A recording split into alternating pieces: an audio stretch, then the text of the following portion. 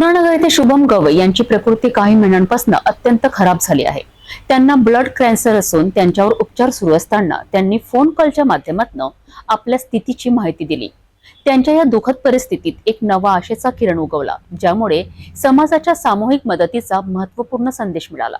पूर्णानगर येथील शुभम गवई यांची प्रकृती काही दिवसांपासून खूपच खराब झाली आहे। त्यांना ब्लड कॅन्सर असून त्यांच्यावर उपचार सुरू आहेत। काही दिवसांपूर्वी शुभम गवई यांनी एक फोन कॉलच्या माध्यमातून आपल्या परिस्थितीची माहिती दिली। ब्लड विकत घेणे मला शक्य नाही, मला खूप ब्लड लागतंय असं सांगत त्यांची अवस्था अत्यंत दुःखद होती।